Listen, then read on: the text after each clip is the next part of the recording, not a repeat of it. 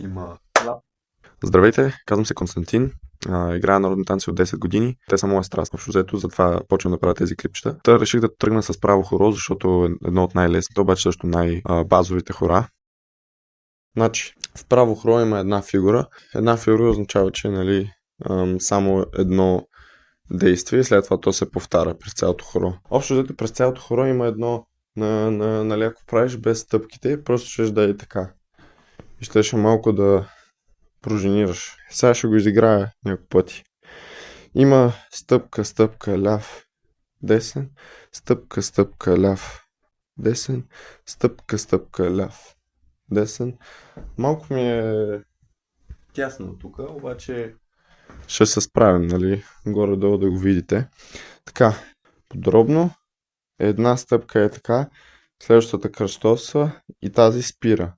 Почти всички танци, десен свободен, казва учителя, и след това почваш, нали, с него правиш някакво движение. Или ще е така, или ще е, нали, кръстосно, или каквото и да е, обаче десен свободен, първата стъпка е с десен, след това кръстосваме с ляв и след това с десен спира движението. И е така, стъпка, стъпка и спираш. И като спреш на десния, едновременно, стъпка, стъпка, спираш десен, едновременно с това спиране, вдигаш ляв, сваляш, вдигаш десен. Много хора, като го учат за пръв път, като играят и се опитват да ритнат, е така. И това е много енергия, човек. То право хоро е лесно, нали, такова бавничко и лекичко, няма смисъл да се скача или нещо такова, нали. Това е много енергия и ще се измори човек е така след 2 минути. Това е важното, нали. Леки стъпки е така. Пак го показвам. Стъпка с десен, нали, десен свободен.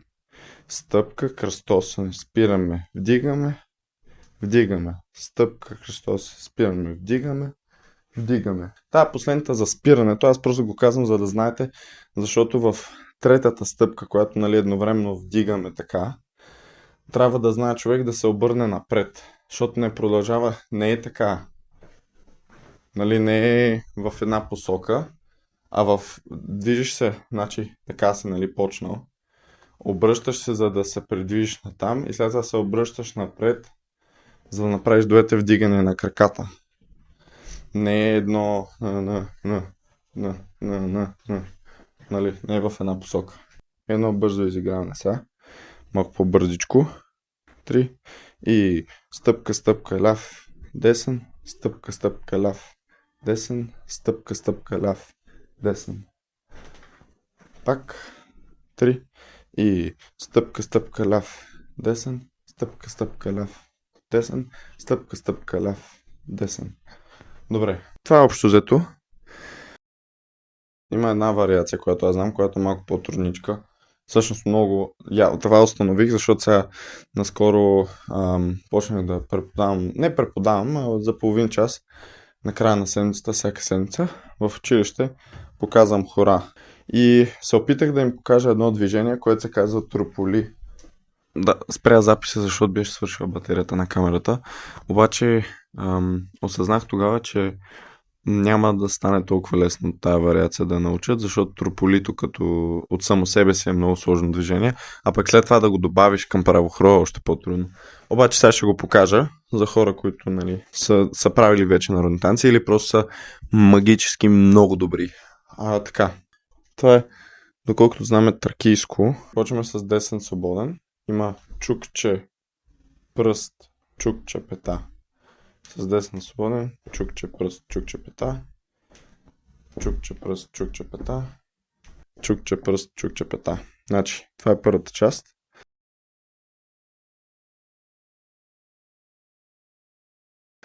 Цялото е Почвам от начало.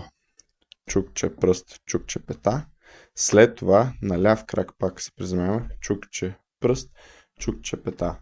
Това дете се приземяваме, също го броя като чукче, за да може просто да се повтаря чукче, пръст, чукче, пета, чукче, пръст, чукче, пета. Така да може да си го повтаряте на ум.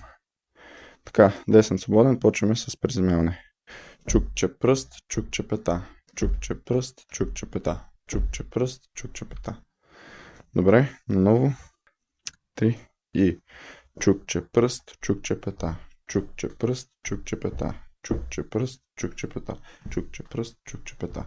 3 и чукче пръст, чукче пета. Чукче пръст, чукче пета. Чукче пръст, чукче пета. Чукче пръст, чукче пета. Значи, ако почнете по-бързо да го правите, ще забележите, че има, както с правохорото, нали казах, пружиниране. И тук, ако почнете да правите трополито бързо, има едно такова, нали, пак такова пружиниране. Докато го правим трополито, вие забелязвате ли как малко тук. И за това, защото е на същия ритъм, може лесно да се добави към право хоро. Лесно, ако знаете трополи вече. Сега ще го интегрирам. Тръгваме с десен, нали, като за нормално право хоро. Стъпка, стъпка. И тук вместо да е само вдигане, нали, вместо тия двете вдигане, де ги имаме принципно, ляв-десен, вместо това стъпка, стъпка и почвате трополи. Дай пак. 3 и стъпка, стъпка, трополи, трополи. Пак. 3 и стъпка, стъпка, трополи, трополи. Стъпка, стъпка, трополи, трополи. Ако е затрудняващо, обаче все пак искате да го пробвате, дори да сте начинаещи, ще направя отделно клипче и там ще може вие да си го вържете сами, нали? Така, още един път повтарям малко по-бързичко. 3 и стъпка, стъпка, трополи, трополи. Стъпка, стъпка, трополи, трополи. Пак. 3 и стъпка, стъпка, трополи, трополи. Стъпка, стъпка, трополи, трополи. Ей! Значи Котарака преди го изгоних, защото ме атакуваше. А пък той умее да отваря врати. Още един път ще повторя правото с трополито. 3 и стъпка, стъпка, трополи, трополи. Стъпка, стъпка, трополи, трополи. Сега, щом го имате вече, сте го научили бързо, което не очаквайте да се случи за това едно клипче, нали, докато го гледате. Обаче вие ако си го упражните и вече го умеете на бързо ниво, има още един акцент, който може да се добави и става още по-яко и ще изглеждате още по-готини на сватбата, като го правите това. Тъй, че ще ви покажа последното нещо, което може да се добави, което аз знам да е следното. Показвам го и след това ще обясня. 3 и стъпка, стъпка, трополи, трополи. Стъпка, стъпка, трополи, трополи. Значи то е мъничко и тук го правя леко, защото имаме съседи. Обаче, ако сте на сватба, има пространство, сте в танцово помещение, където няма проблем да чукате по земята, нали, с пети. Като направите двете трополита, може едно бързо така да чукнете с лява пета, като тръгвате. И да е като част от стъпката общо взето. Малко измислено, аз не мисля, че съм виждал някой друг да го прави, обаче ми дойде естествено на мен. Тръгнете за стъпка след двете трополита, направили сте ги. Първата стъпка, както, нали, почваме с свободен десен, първата стъпка е с десен и левия е свободен и аз затова го правя преди стъпката да има едно така по земята. Сега удряте земята и се вдига за стъпката. Така. Значи, добавям го последния начин. Двете трополита и като направя стъпката и го чуквам. Така. Чук и след това лявата стъпка. Нали, тръгва с десен. Чук, трополи, трополи. Чук. И това е общо взето. Сега ще го направя още един път цялото с чукването. 3 и чук. Чук. Мисля, че виждате визията.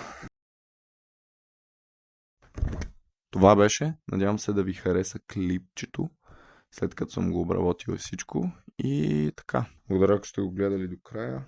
И така. Бай-бай!